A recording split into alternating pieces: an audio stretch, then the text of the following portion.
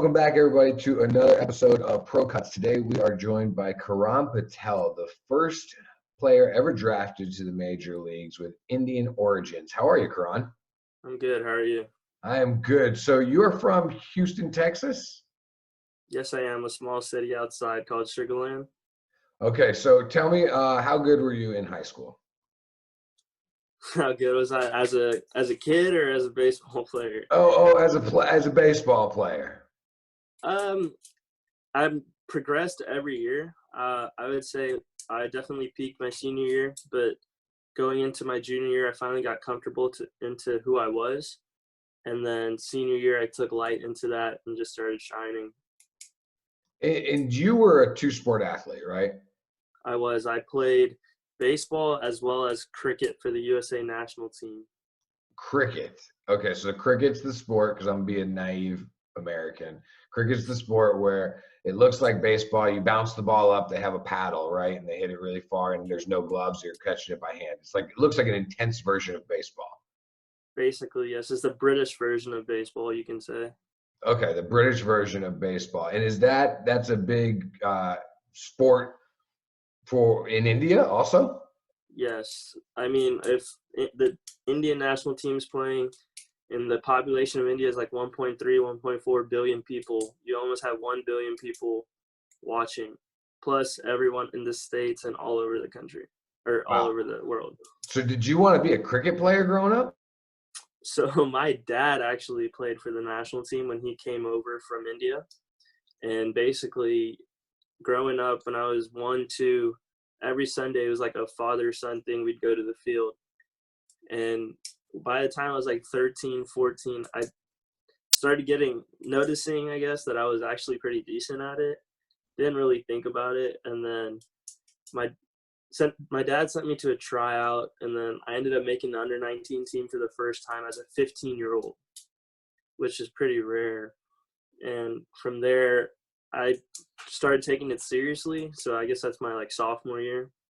Started taking it seriously, and then my junior year and senior year, I made it again and got to represent the country. So what position did you play in cricket? Like, is it pitcher also? Yeah, so there's a pitcher, which is called a bowler, and there's a hitter called a batsman. But the way cricket works is not like there's POs and then there's position players. The pitchers have to hit as well, but they hit at the bottom of the lineup. But I was a two-way basically, so I was called an all-rounder. Huh. And so you were really good at cricket. How did you end up playing baseball? My dad actually threw me into like t-ball when I was 4, and I mean, just growing up and playing, I definitely liked baseball better. But then, as I said, transitioning into high school, I was like 50-50 with it, and then started to realize that in this country, at least at this point, cricket is not going, its ceiling is not as high as baseball. And so I started taking baseball more seriously and fell in love with the game from there, and it's gone. So did cricket help you become better at baseball? Yeah, I've been told in high school when I was getting scouted by pro scouts, and then obviously now from the White Sox org, that it definitely helps in my pitching. In cricket, when you're a bowler, you cannot bend your elbow when you're delivering the pitch. All right, So so wait, so bowler is equivalent to a pitcher. yes. Okay, so go ahead. I'm sorry. No, you're good. So when you're delivering the pitch, you have to keep your elbow straight. It cannot bend. And basically, that is how you create the perfect backspin coming off the ball. So when it translated to my pitching, I would get that carry from my four seam that would make the ball ride that no one knew about back then. And it's coming out information about that I had no clue. And back then, I didn't have Rapsodo. I didn't have anything. Basically, just people telling me. And then it definitely helped with my spin, just because when you spin the cricket ball, also with the straight arm, you're using straight finger spin. You're not torquing your elbow or anything. So that's where it plays into my curveball. So what kind of training were you doing in cricket for maybe grips or release points or things like that translated into baseball? Basically, the training we did was the coach I had, he would put up like 4 cones and make a small square. And basically, I would repeatedly, until I got 6 balls in a row in that square, I would keep doing it. And because cricket is more of a natural movement, you don't get the soreness like you do from pitching. And it's not, you don't throw from a standstill. If anyone goes and looks up clips, the pace bowlers, which is the faster bowlers, they run in like 30 yards and then deliver the pitch. So it's kind of like you run out the lactic acid, bowl, and then you walk all the way back. So you're always flushing your system as you're going. So 2 sports was a good thing for you. It sounds like, right? Yes, they definitely both helped each other. Right. So that's one of the things that's tough nowadays that I'm trying to talk to a bunch of you pro guys about is balancing the 2 sports, right? So a lot of kids are told now kind of specialize at some point and get it. I mean, but you were also in 2 sports that seem very similar. I mean, did you ever have to make a decision where, okay, I need to specialize here or there, or for you was it, hey, let's just keep playing both, it's good for me? It was more of let's play both. I mean, there would be some times where I'd be like, man, I just want to play baseball, but because of my dad and how much he loved the game of cricket, I kept playing. And then, when you start getting better and you're getting good at something, you want to keep playing. So I had that stride and that I wanted to keep going with that. And then, there was times where I know select tournaments are on the weekends, and I knew I was going to be a PO. I wasn't going to hit at the next level. So I would pitch on Saturdays and then play cricket on Sunday. I would have to balance the weekend out to where I can get both in. Was that looking back on it, was that like ridiculous? Was that too much, like trying to balance all of that? No, not really. I mean, it was a good balance, I would say, because I'm not playing 4 games on a Saturday and then trying to go play a 6 to 8 hour game of cricket on Sunday, because those games are really long. I mean, I would just pitch my one game, hang around for the next game so I don't seem like that dude that pitches and leaves and you never see him until next week. And then I'd go home and then I'll be like, thanks, coach. I mean, I'll see you next week, or I'll see you at practice. Did you ever have a coach tell you that they don't want you to play 2 sports? So getting into college, my freshman year, I got selected again to go represent the national under-19 national team for the World Cup qualifier, which is basically, since cricket's not a sport in the Olympics yet, that's their like Olympics where all the countries that qualify play a big tournament in a city that's a month long. Well, that tournament happened to be in January, going a month out from my first collegiate season. And I had to get my coach to sign an NLI saying, hey, he's good to go. So first, coach was like, go ask all your professors if they're okay with you missing a month. Got the okays from all my professors. They're like, yeah, go represent your country. And then coach was like, all right, look, I'm not trying to be mean here. You're going to be a big part of our program because I started on Saturdays. You can either choose cricket or choose baseball for the season, but you can't do both. Because I'm not going to have you miss 1 month of training and the first 2 weeks of season, and then you come back and think you're going to have a spot. And I was like, yeah, it makes sense. I think I'm just going to stick with baseball. So that at 19 years old is when I finally, decided and had to choose one way. But in the summers, they allowed me to play. So I wouldn't go play summer ball in college.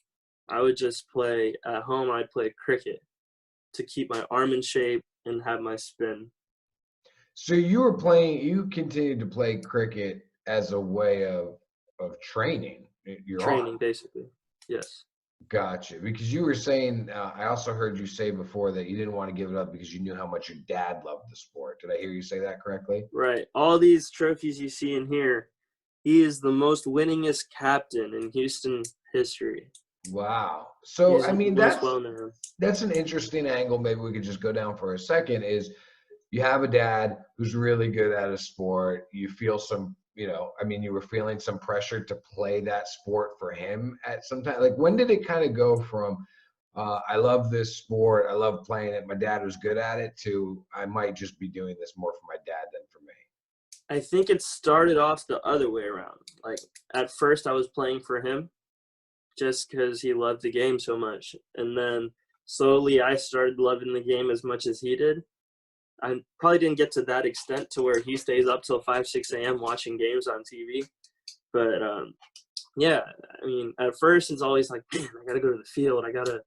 And then it would, towards the end of taking my professional career seriously in that aspect, you're like, Dad, you want to go train? Dad, you want to go do this? Dad, you want to go do that? I mean, even to this day, he's always talking about, hey, let's put up a practice pitch in the backyard so we can always practice. And he's 50 years old. And this dude, all he wants to do is play. Does he just blow you away? Can you hit him? I can hit him, but he's pretty good. I mean, for 50, he's more athletic and in shape than some of the 28, 30-year-olds we have playing in the league down here. So what about if there's a young high schooler out there, maybe a middle school kid out there, just trying to hear from some young professionals like yourself, and they're thinking, damn, cricket. Would you suggest maybe, hey, yeah, go check out where a local cricket team is if you're a pitcher and start messing around and you might find it can help you out? Yeah, I mean, go for it. And nowadays, with all the technology and all the people you have around you, I like to use any advantage I can get to try to get better 1% than anyone else on any day. So, I mean, if you can go, obviously there's going to be flaws. You're not going to do it perfect, but no one's perfect in that aspect. Everyone has their own style, their own flavor to how they do things. But if you can go and try to just pick their brain on how they deliver it and how their fingers stay on the ball until the last minute to get that perfect backspin, that's what it will help for a pitcher in that aspect. Interesting. So there are things if they go and maybe find a local team or a local club that they can go and they can learn from pitchers there that maybe you're not going to find at your baseball facility that's just, with the Rapsodo and your trainer. There's something totally different about it, is what you're saying? Right, yeah. I mean, for me, growing up and going to I didn't take lessons, but I always had all these coaches around me.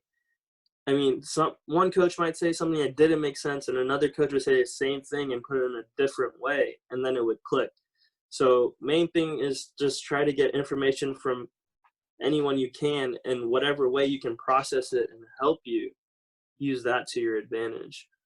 Which pitch is the best pitch you have because of cricket? Which pitch was helped the most? Honestly, my curveball. I have an unbelievable spin rate on my curveball just because of cricket and how I have a higher arm slot, and I have a better ability to break my curveball off. Put it all together for me. How does cricket help you become a professional pitcher? Cricket helps me to become a professional baseball pitcher by just my ability to spin the ball, the way my hand has to stay straight, my arm has to stay straight, a firm wrist, and my fingers come off the ball last. So on the four seam, they stay behind. I get the carry. And then on the curveball, for my ability of being able to pull the ball down, I'm able to do this at a faster rate and have a better 12-6 spin rate. Love it. I think I even heard her swoosh when you pulled down right there. Karan Patel, good luck to you, man, on this journey. Thanks for sharing it with us, helping kids learn some different ways to maybe make it pro like you did. And good luck on your journey, man. Thank you. Thank you.